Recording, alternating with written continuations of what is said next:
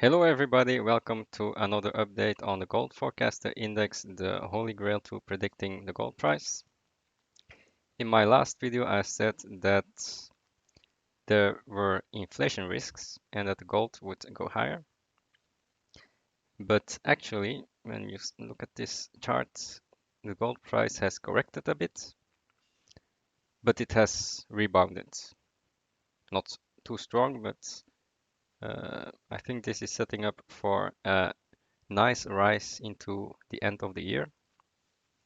When you have such big moves, we always get corrections, and this will give more power to continue the trend into the end of the year. So we will probably go higher now. Let's take a look at the gold forecast index. As you can see here, this is the latest data point. It's actually the same almost as the latest uh, data point in July. So uh, we are still in positive territory. So that means that the gold price strength will continue into the end of the year. Let's take a look at some other data. For example, the GLD here. GLD, total net asset value of gold in the trust, has dipped a bit, but is on the rise again. So that's encouraging. Same at COMEX, we see a dip and then people are starting to buy gold again. So that's encouraging. We also see the same in silver in the SLV, a dip and buying again. This is from China, the Shanghai warehouses. You can see that demand is still strong here. There's an uptrend here in the silver inventories in China. Premiums are still at 30% now. That is higher than the historical average. So that's pretty good. There is still upside in silver. China is still not buying. They are still at a negative premium of 2.5%. Gold premiums are at 5%, which is also very high compared to the average. So there's still upside in gold. PSLV premiums are a bit lower, so that's not that good. COT report, there was not a lot of change there.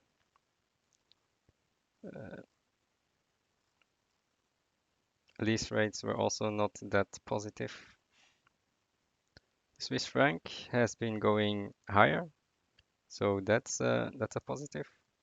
Seasonality, we are now in October, so that means that there could be some pressure for gold and silver, but it will go higher by the end of the year.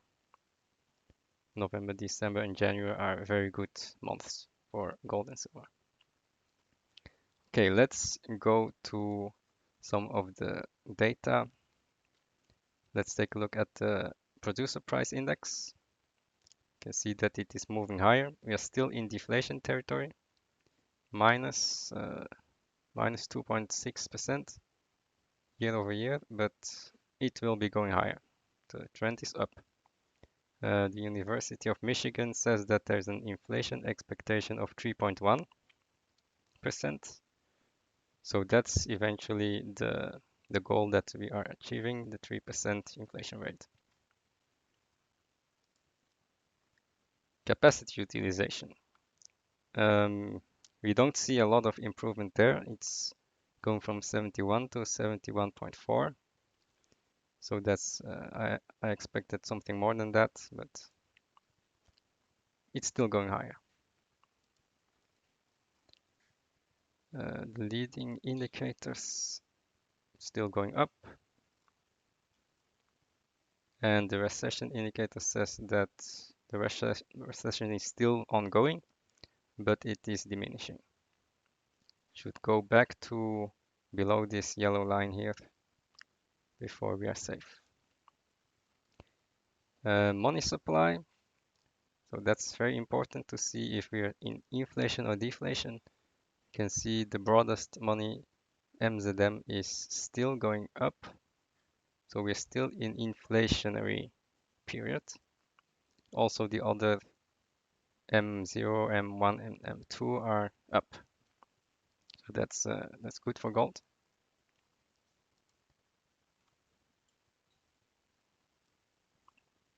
Take a look at the balance sheets. That's not that good. You can see that Fed balance sheet is going down, and also the ECB balance sheet is going down. So we need to see more money printing here before we can be sure that gold is going higher. But we need to wait for that.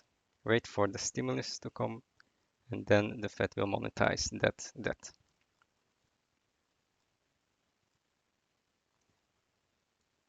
When you look at this here, you can see actually that it's the mortgages that are going down. So they're not buying that many mortgages anymore. The treasuries are still going up.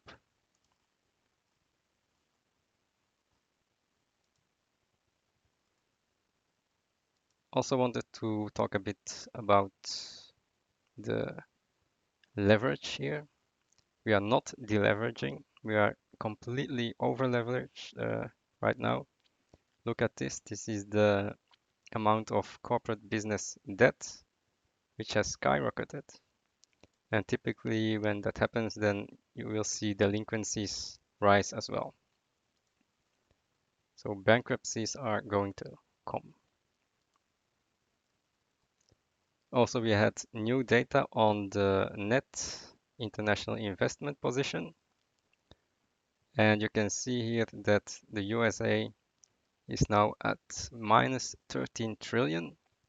So assets minus liabilities is now minus 13 trillion. So they owe a lot to the other nations. So that's not a good chart here.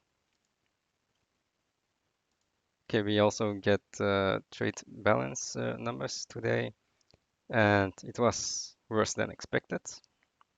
So this is the newest number, minus 67 billion. So we can see that this is getting worse and worse.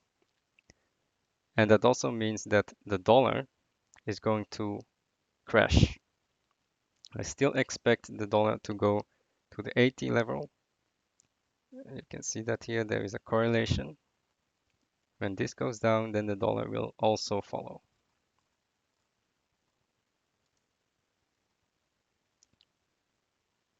Just wanted to say that China is closed this week, and typically when China is closed, then the gold price goes down first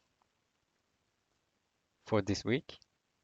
And then after that week, so next week, gold will be going higher again. So keep that in mind before you buy gold. Buy it next week, not this week. We also got a copper update. So the currency composition in the world. And the latest point says that the claims in US dollars has been going down. Not a lot, but the trend is still going down now. It went up in the first quarter, but still is again in a downtrend.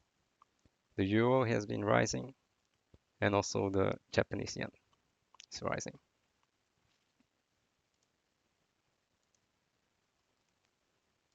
New data here on the debt to GDP. You can see that the debt to GDP on public debt is now 135%, and the total debt is ballooning here, skyrocketing to 400%.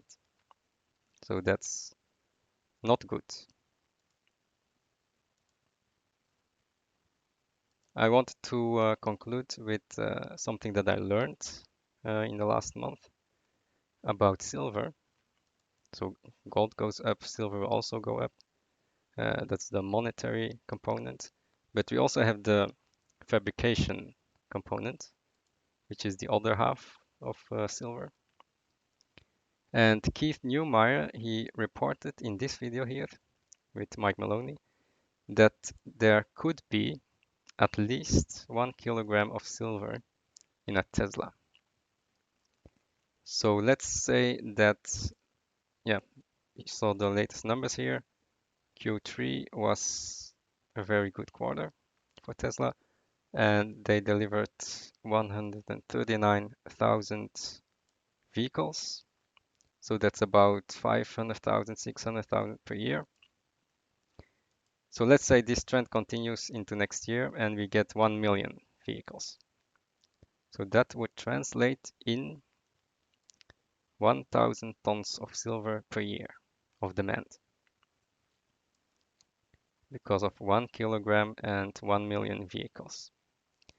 Now, we know that the global silver demand is around 20,000, 25,000 tons today. And that would mean that Tesla would gobble up 3 to 5% of silver demand. Now, then I found out that Tesla says that they will 50-fold production in 10 years. Let's see if they can do that. But if they were to do that, that would mean that they would produce 20 million vehicles. I also posted the link here. And 20 million vehicles, that's 20,000 tons. So that's yearly silver demand that will be added. So silver demand is going to double in 10 years, just from Tesla alone. And I have not even counted the photovoltaics and the competitors. So I'm going to see a lot of demand in silver in the coming years. So instead of buying gold, you could try buying silver at this moment based on these numbers. And that's the conclusion. Just keep stacking, and I'll see you in the next video.